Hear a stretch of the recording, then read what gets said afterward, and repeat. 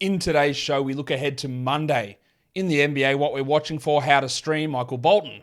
Thanks, Josh. It's Michael Bolton here, and it's time for another episode of the Locked On Fantasy Basketball Podcast. Let's get to it. Let's get to it, indeed. You are Locked On Fantasy Basketball, your daily fantasy basketball podcast, part of the Locked On Podcast Network.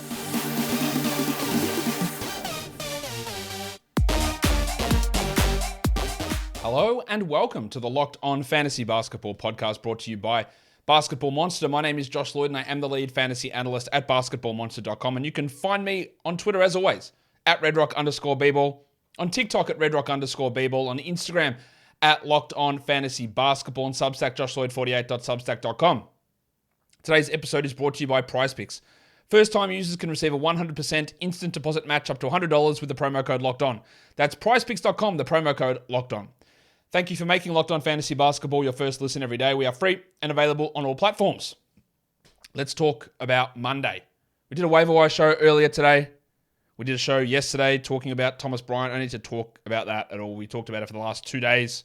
So just make sure that he's rostered. We will talk about him today, though. Don't worry. Monday. Let's get it on, Gilly. 9 games on. First one, Jazz, Cavs. Cavs are 6-point favorites in this one. The Donovan Mitchell, Lauri Markkanen, double revenge games. Cavs are 6-point favorites. A lot of players that we already know are out. Dean Wade, Ricky Rubio, Dylan Windler. We know all those guys are out. For the Cavs, for the Jazz, Kelly Olynyk hurt his ankle last game. He played through it, but they said it was quite swollen in the locker room. We don't have an update on that just yet. And then there's the Padawan Colin Sexton, who has missed 5 consecutive games with his hamstring injury. We'll see what his role is if he returns. Then there is also for Cleveland, Lamar Stevens, who missed last game with knee soreness. Isaac Okoro started in his place. We'll have to watch what Stevens' role is. Okoro was actually pretty good in that last game, so maybe he sticks there. I don't know. That's something we have to watch. For the Jazz, Walker Kessler was pretty poor last game. I thought he struggled a lot. I definitely would not have dropped him. Remember, the Jazz have the best fantasy schedule this week. They play Monday, Tuesday, Thursday. You can't get any better than that. And then you drop them after Thursday. If you want to drop someone, you drop them. They have the best schedule. All right? Dropping Walker Kessler, which a lot of people did, is foolish. It's foolish. But we do want to see him get better.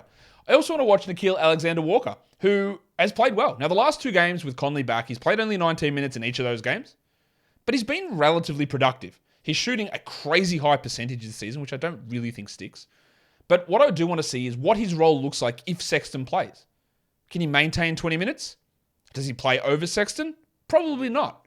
But maybe. I doubt it. But we want to watch that. For the Cavs, Dracaris Levert. He was putrid last game. He played a lot of minutes with Stevens out, but he was really bad. Yeah, he is not someone that I'm keen on in a 12-team league, but if Stevens is out, he might play 30+. He might get another opportunity to put up big numbers. I really don't care for it in most formats, in most 12-team formats. But we want to watch that just to see, because they are pumping minutes into him. The other one I want to watch is Jarrett Allen, who's been a little bit down. He's had some disappointing usage games, some disappointing percentage games. I'd like to see all that stuff get back on track for him. We're seeing a little bit more funnel towards Mobley instead of him in terms of usage. And that is something for us to pay attention to or to keep note of as we move forward. The next game is the Raptors and the Sixers. This is a back-to-back for Toronto. Gary Trent has been ruled out for today. Nick Nurse does not seem confident in him playing tomorrow either. So I had him listed as questionable, but I do not think Gaz will play in this game on Monday. Furkan Korkmaz is questionable. Anunoby will be out. Achua will be out. Otto Porter will be out. And Tyrese Maxey Tangles, he will also be out. For the Raptors, with Trent out, with OG out, with Achua out, I want to see what they do with Thad Young. It's really tough to predict. Last game, he played 14 minutes. The game before, he played 28. Juancho Hernangomez played 41 minutes last game. That makes a ton of sense, doesn't it? So we want to see what they do with Young and Juancho and Koloko and how those minutes get distributed. Juancho might be the stream. It might be Thad. I have no idea, because Nurse changes his mind with that every game. I also want to watch Pascal Siakam, whose efficiency is a little bit down at the moment. We've seen some of his numbers, which early on were really great, and they've started to fall away a little bit. I'm not overly concerned by it or anything. I just want to see if we can get some of the shooting numbers back up, because this is one of the worst shooting teams in the NBA. So I'd like to see some of the shooting numbers start to improve. For the Sixers, with Tyrese Maxey out, and last game with Tobias Harris out, we saw Shake Milton play 31 minutes. In fact, Milton has played 30-plus minutes in each of the last 2 games. But one of those games, Melton was out. One of those games, Harris was out. Now, both of those guys, Harris and Melton, DeAnthony Melton, are expected to play in this game. So what does Shake Milton's role look like? Is it worth a 12-team stream? Probably not. If he's a 24-minute-a-night guy with Harden and Embiid playing, it's hard to see Shake Milton be a 12-team league guy. But let's watch that. Let's also watch the thick hogsman, Tobias Harris. I think I am a TH? T to the H. Yeah, TH for life. Who's been just getting steals at a phenomenal rate. Everything about him has been way above any of my expectations. He has exceeded everything that I said. I still don't believe that it's going to maintain once Maxey returns, but there are conflicting reports. Doc Rivers is playing the Dr. Nick Riviera role. I don't know when he's coming back. Oh, it's going to be a long time. And then Woj just keeps doubling down, says, no, it's Christmas, Doc. It is Christmas. And then Dr. Rivers is like, oh, who knows? It might be a few weeks. I don't know. And then Woj goes, Doc, I'm telling you, my guy, Christmas. And Rivers goes, a few weeks, mate, a few weeks. So I don't know. Do I believe a medically licensed professional in Glenn Rivers? Or do I believe Woj? I believe Woj. We'll see. What all that means, that was just an opportunity for me to get a shot in at Doc Rivers. What do you do with Gaz Trent, who's got this thigh injury? And the quote here from Nurse is, let's have a look. He says that OG is expected back this week. But the comments on Gary Trent are... now I've just lost the comment. He says the update isn't encouraging. He's got a thigh problem in both legs. It doesn't look like it's getting much better, and they're searching for more answers at this point. Yikes. To me, Trent was already borderline. If he's going to miss time and then OG is going to come back when Trent is out, what's the point? I don't think he's worth a hold. I think that update is highly discouraging, and I think if you wanted to move on, I think it would be okay. Today's episode is brought to you by PrizePicks. PrizePicks is daily fantasy, but it's not your grandfather's daily fantasy. It's daily fantasy made easy.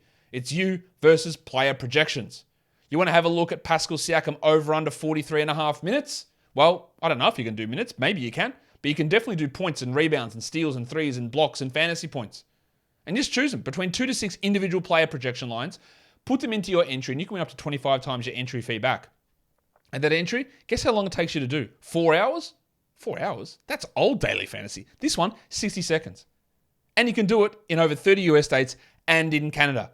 And if basketball's not your thing, A, why you listen to this podcast, but B, you can do other sports. NFL, college basketball, college football, NHL, golf, soccer, esports, NASCAR, boxing, MMA. Is that even NASCAR season? I don't even know. But you can also do the GOAT disc golf, which I believe the season starts in January. So, check it out. Download the PrizePicks app or go to prizepicks.com to sign up and play daily fantasy sports. First-time users can receive a 100% instant deposit match up to $100 with the promo code LOCKEDON. If you deposit $100, PrizePicks will give you $100. If you deposit $50, PrizePicks gives you $50, not $40, not $60. They give you $50. So don't forget to enter the promo code LOCKEDON and sign up for an instant deposit match up to $100. Today's episode is also brought to you by Turo. Turo is the world's largest car sharing marketplace. With Turo, you can book any car that you want, wherever you want it, from a community of local hosts. Browse across a huge selection of vehicles for just about any occasion in the US, UK, Canada, and in Australia. Book a spacious SUV or minivan for a family holiday. Get a classical luxury car for a special event, holiday, or special occasion. Find affordable economy cars if you're on a budget and you just need to get from A to B, or test drive that electric vehicle you've had your eye on to see how it impacts your daily life. Many Turo hosts can even deliver that car right to you.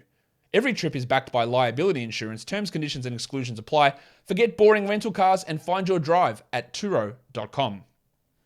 Okay, let's go to the next game. It is a back-to-back for... Yes, for... They're against the Hawks in Atlanta. Atlanta's 7-point favorites. What I want to watch is Markelle Fultz. A, does he play in the back-to-back? And how does he look? He's looked good in most games. The team is much better with him out there. I think it is not really questionable that he is the point guard they need, not Cole Anthony. There will be games where Anthony produces better fantasy lines. I think there is no doubt about that.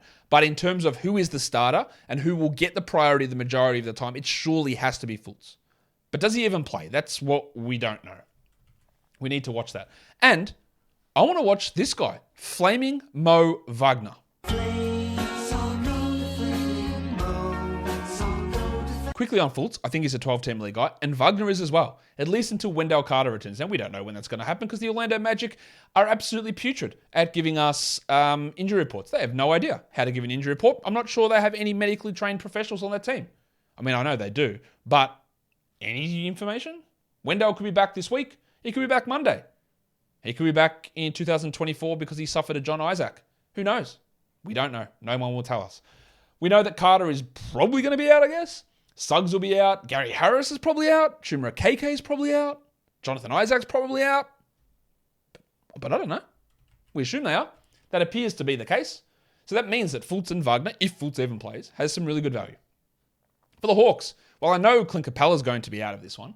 So Onyeka Okongwu is going to be your starter. But in deeper leagues, you need to look at Frank the Tank Kaminsky. Now, don't feel too sickened about that. But you do. He's top 100 over the last week. He's going to play some minutes. Is he going to play as many minutes as he did last game where he played 22? Probably not. But he's worth a look. We might get John Collins back. Beware of that. This is like the end of the 2-week period for him. He might play Monday. I don't think he will, but he might. We know that Murray will be out. We know that Capella will be out as well. But Johnny might return. I also want to watch Bogdan Bogdanovic, who moved into the starting lineup last game, and there's a chance he starts again. But production has sort of waned a little bit after that really good hot streak he had. He's still obviously a must-roster player. But the production's going to fall when Murray returns and when Collins returns, I think, to a degree as well. That would be my guess. Bucks, Pelicans.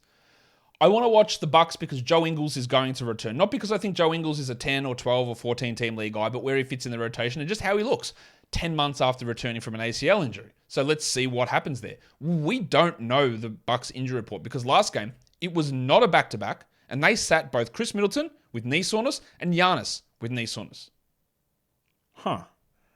They still won by 26, but that's a little worrying. After they got smacked against the Grizzlies by 41 when those guys played, lower minutes.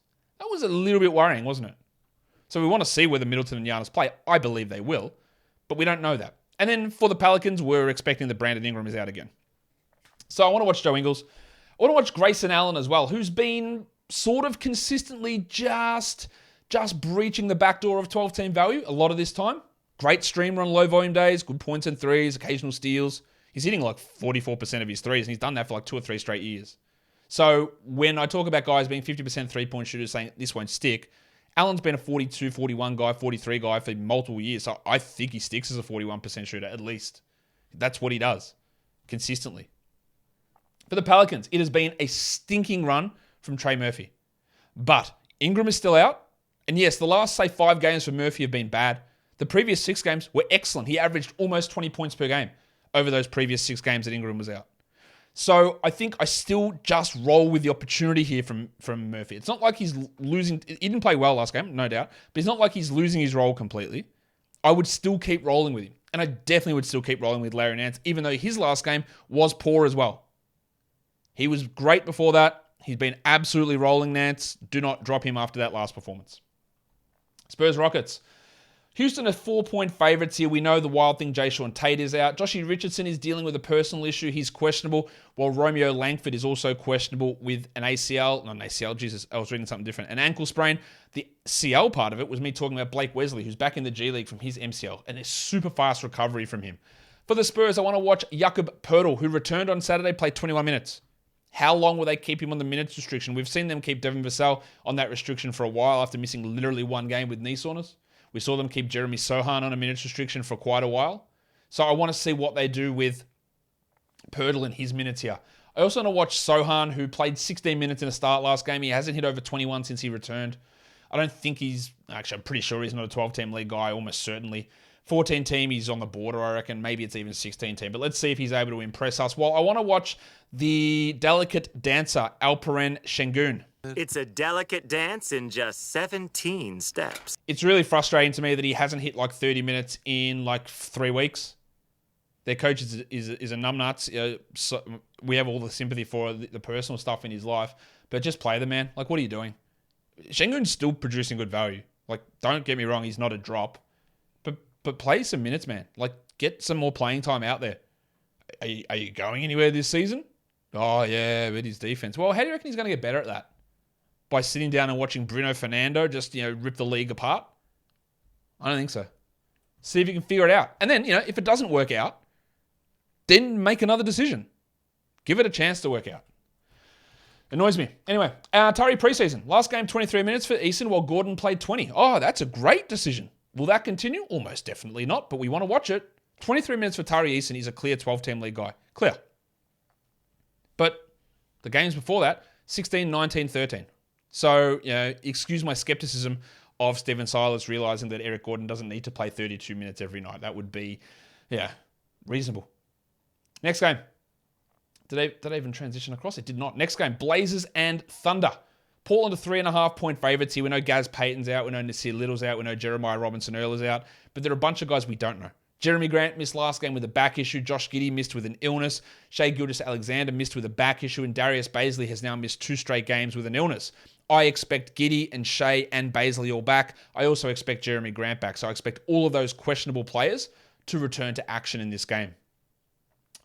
Payton obviously won't. For the Blazers, we've seen some interesting or better performances from old mate Trendon Watford and Justice Winslow in the absences of Grant. Watford's played 24 and 26 minutes the last 2 games. One of those was because it was a blowout, and the other one was because Grant was out. So while we're looking at that game, you go, Trendon Watford, there's something there. I don't think there is. But if Grant is out, then him and Winslow do become stream options. I also watch Anthony Simons, whose last couple of games have been very high in efficiency. Very helped out last game by Grant's absence. So there is a little bit of sell high value there, I think, for Simons, who I find will struggle to maintain top 50 value while Grant and Lillard are still there, because it would just be too much up and back fluctuation and then efficiency issues at times as well. For the Thunder, I've been impressed with the way Isaiah Joe has played. So well he's played that they've moved Trey Mann back to the G League to get some playing time because Joe is just better than him. So where does Joe fit in the rotation? Well, he hasn't played under 13 minutes in 6 straight games. He played 26 as a starter last game. Don't read too much into that. That was because Shai and Giddey were out. So he's not an ad. But if you are looking for threes and you are in a deeper format, Joe has a role at the moment. And I amazingly want to watch Eugene Omoruyi. Omoruyi has had some good games this season. And if Robinson-Earl is out, and if Baisley is out again, Omoruyi is probably going to start. And starting Omoruyi at least puts you into streaming discussions. Probably not for 12s, but maybe. He's had 12-team league games this season. And he's a name that I know that many of you have no idea who it is, because I tweeted out, hey, Omoruyi is starting, and multiple people, whether they were trying to be funny or not, I don't know, but they said who. Right? So if you say who, that means you don't know who it is. I'll just take you literally with that. And the fact that you don't know who it is means that he's going to be available everywhere. And I'm not saying to add Eugene Omoruyi at all. But if we get a bunch of guys out, he is a sneaky guy who's going to be available everywhere. For those, even like 16-team leagues, so there's something in that for big Eugene Omoruyi. It's too much talk on Eugene Omoruyi. Who did he play for first in his NBA career? Do you know? Drop in the comments if you know Eugene Omoruyi's first NBA team. Mavs and Wolves. Minnesota is on a back-to-back here. Towns will be out. The artist formerly known as Taurean Prince will be out. Jordan McLaughlin dealing with that. This is a back-to-back for them as well. Jordan McLaughlin is out for Sunday. We don't know his status for Monday. And at the time of me recording this, D'Angelo Russell is questionable for Sunday and Gobert is questionable for Sunday. So I don't know if they're going to be available for Monday or not. Of course, if Gobert is out, we're just streaming the absolute shit out of Naz Reid. Like, that is the clear one. On the Dallas side of things, we had last game Luka Doncic. Haven't hit this one for a while. Luka Doncic. Oh, stunning. Yeah. He sat. Dinwiddie sat. Dwight Powell was out. And Josh Green was out. Now, the Green and Powell injuries, I think, are legit. The Dinwiddie and Doncic ones were not. They were just rest situations. So those guys should return for this game. So that means, what do we do with Kemba Walker? Hello. Well, the answer is nothing. Kemba Walker was great in that game, but he is going to play... Actually, let's try again. Will he even play at all? Because he wasn't a rotation player for most of these games. He did get minutes on Friday against Portland. It was a blowout. He played 13 minutes, but that was a game that Josh Green was out and Dinwiddie and Doncic played. I'm not sure. Like, maybe he has earned a rotation role. It's definitely not enough for me to care in 12-team leagues. Like, he's not playing 27 minutes, I don't think. I'd be pretty stunned if he did. Put it that way. But I want to watch it. I also want to watch Christian Wood, who played last game, started, as he has done when Doncic has been out in the past, but played 39 minutes. And I think there is a chance that he starts again, even if Doncic plays, because Dwight Powell could be out. Maxi Kleber is definitely out. And there's an opportunity for Woods minutes to push up here. I don't know that will happen, but there is an opportunity. Someone left a comment on my video after that game on Saturday. Hey, is Christian Wood overrated now, huh? LOL. Like, yes. Yes, he is. Just because he played 39 minutes and put up a big game when Doncic was resting doesn't mean he's not overrated. He still is overrated. That was a really good game. He still has a lot of those issues defensively and can not always lead to winning basketball. So yes, I know I answered you directly, but yes, he is still overrated. For the Wolves, Jalen Noel. Value's obviously up if McLaughlin and Russell are out. If you're looking for points and threes, he's that great option. And then Nazareth Reed. It's really easy. Gobert out, Reed in. Gobert back, Reed probably dropped. Who can be at least a 14, 16 team league guy, Nazareth. But if Gobert's out, then you add him in all leagues and you stream him in all leagues. Today's episode is also brought to you by ExpressVPN. You know what ExpressVPN does, right? Protects your privacy and gives you security online. It can do more than that, though. It can unlock a wealth of media for you to watch. Netflix, you've watched it all. Yeah, I've done all of Netflix. It's finished. I'm done with this. Are you still watching? I would be Netflix if you had more stuff for me. Well, now there's an answer. You can go onto ExpressVPN, change your country, unlock a bunch of stuff. You can watch Vikings through Canadian Netflix. I've never watched Vikings in my life. It does look good, though.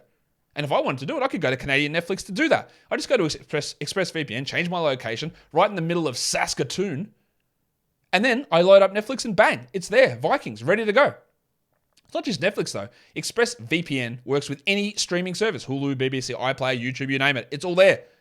The best way to do it, like there's other VPNs out there, but ExpressVPN is fast. There's no lag, there's no buffering, and you watch everything in HD. So if you want to get access to hundreds of new shows, go to expressvpn.com/lockedon right now, and you get an extra 3 months of ExpressVPN for free. If you're in Saskatoon, let me know. Maybe I'll see you there via my ExpressVPN. That's expressvpn.com/lockedon, expressvpn.com/lockedon to learn more. Lakers Suns back-to-back here for the Lakers. Any risk of LeBron sitting? Maybe. We'll see. He's going to be on the injury report, I can tell you that much, as probable. We know that Anthony Davis is out. We know Juan Toscano-Anderson's out. Patrick Beverley's doubtful for Sunday, so we have to question his status for Monday as well. And with Phoenix, we know that Cam Johnson will be out, Cameron Payne will be out. Don't know whether DeAndre Ayton is going to play. I expect that Ayton does play, but we don't know that yet. Obviously, on the Lakers, it's Tom Bryant. We want to watch what his role is.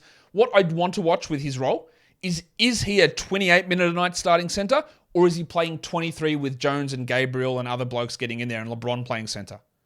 Because yes, he is a must-add player, Tom Bryant, but 23 minutes a night is very it's very limp. 28 minutes a night is very turgid. So there's a big difference between that. And that's what we want to watch. What do they do? Last game, he played 24 minutes in the game that Davis got hurt. All right, he got hurt in that game. So we will find out on Sunday. We'll also get more information on Monday. Also want to watch Austin Reeves, who I think is really good and should get a little bit of a boost in usage with Davis out. How they decide to run him in the lineup remains a question. For the Suns, I want to watch Josh Okogie because he is playing high-level winning basketball. It's not always contributing to fantasy, but it's not far off. In fact, in a 14-team league, I think he's a good stream, and he is cutting into Torrey Craig's value. And so therefore, I want to watch where Torrey Craig fits. Torrey Craig's minutes, 18 and 20 the last two games. Josh Okogie's, 25 and 23. Are they related? 100% they are. And we want to see what that means as we move forward. The last game is Hornets-Kings. The Kings are 8-point favorites. The Hornets are on a back-to-back. We know that Dennis Smith will be out. Actually, we don't. He's likely out. Cody Martin's out. Davion Mitchell's questionable for Sacramento. Don't think that matters too much. For the Hornets, is Gordon Hayward going to play? I'd imagine so. Doesn't have a lower body injury. It is a back-to-back, but I imagine he's going to play. PJ Washington Jr. is off the injury report, so he should be fine. So I want to watch Hayward, the impact he has on Kelly Oubre, the impact he has on himself and his production, but also what it means for Jalen McDaniels, who I'm pretty confident is a drop in 12-team leagues. Like, he started last game because PJ was out, but he's not going to be able to hit 26 minutes, I wouldn't have thought, with both Hayward and Washington there. He's the seventh man. Oubre's the sixth. So we want to see that, but I'm not really confident. I also want to watch Keegan Murray, who has the occasional big game. Yeah, okay. And then plays 30 minutes and has 10 points on 40% shooting, which doesn't help us at all. I don't think he's an absolute must-hold player. He's a guy that when you're strong in the standings, you can hold, and if you're struggling, you can't. But let's see if we can change our mind there. I also watched Domantas Sabonis, really because I haven't really spoken about him much. He's been playing gigantic minutes, 40 and 41 the last 2 games. His assist rate is up. His field goal percentage is very high. He still has the limitations with defensive stats and sometimes his free throws, but he's been playing at a super, super high level. And just wanted to, hey, let's watch him because he's been good. Back to back, it's Suns and Jazz. So that's why we talk, don't drop Walker Kessler, like stream Alexander Walker, look at Josh Okogie, look at Torrey Craig. If Ayton is out, you've got Biyombo and Jock Landale. There's a lot of options there to stream in, and the Jazz have that perfect schedule. Monday, Tuesday, Thursday. It's elite. It's elite for streaming. We're just looking at Monday. These guys are all available in over 40% of leagues. Onyeka Okongwu, Larry Nance, Trey Murphy, Markelle Fultz if he plays, Walker Kessler, please, what are we doing? Add Walker Kessler. Kyle Anderson, what are we doing? Add Kyle Anderson. Jaden McDaniels is available. I get why he is, but he's at least a stream on Monday. And Tom Bryant, still available. Shouldn't be, but is. Deeper leagues. Dennis Schroeder, he moves into some 12-team discussions with the absence of Davis, but probably more 14. Thad Young / Juancho Hernan-Gomez, depending on which way they go. Eric Gordon for deep leagues. Josh Okogie, Terrence Davis, Isaiah Joe, Drew Eubanks, and Juancho Hernan-Gomez. Well, there's Juancho on my list there anyway. And for points leagues, Okongwu, Fultz, Lou Dort, Kyle Anderson, Walker Kessler, Tom Bryant, Larry Nance, and even DeAndre Hunter, who I don't love as a player, we know that. But for 12-team leagues, to stream in is good value on Monday, with the assumption that Johnny Collins remains out, and his category league value Hunter's not good. But in a points league, it's a lot better, especially with Murray and Collins likely sidelined. If you look at the next 5 days, Monday through Friday, we've got quality games on Monday, Tuesday, Thursday. We've talked about that already. There's only one team that plays 3 games there, and it's the Jazz. So Walker Kessler is just an absolutely clear must-roster player. Right? He's got those 3 games. These other guys are worth looking at. They're available in over 40% of leagues with 2 quality games over the next 5 days. Trey Murphy and Larry Nance in New Orleans. Torrey Craig and Josh Okogie in Phoenix. Monte Morris in Washington. Zach Collins in San Antonio with 2. Now, Okongwu's only got 1 quality game. It's enough for him to be rostered because he's going to start that game and there's enough value in that. And in fact, when we look at the next 5 days, yes, the Hawks play 3 games over the next 5 days. They play Wednesday and Friday, which are high volume days, but you will start Okongwu on those days, I'm pretty sure. So he is an ad. 3 games for Okongwu. Dante DiVincenzo, he is an ad as well. Yes, he's only got 2 games in the next 5 days, and one of them's a high volume one, but he's still an ad. Larry Nance has 3 games. Markelle Fultz has 3 games over the next 5 days. Walker Kessler, Thomas Bryant, Jalen Duren all have 3 games in the next 5 days. And Bones Highland has 2. I think every one of those players I mentioned, Okongwu, DiVincenzo, Nance, Fultz, Kessler, Bryant, Duren, and Highland, every one of those guys projects to be a top 100 on a per game basis, meaning you add them and you probably start them on every game they play. And that will do it for me today. Don't forget to follow this podcast, Apple Podcasts, Google Podcasts, Stitcher, Spotify, and on Odyssey. And if you're on YouTube, thumb it up. Leave those comments down below, guys. We are done here. Thank you so much for listening, everyone. See ya.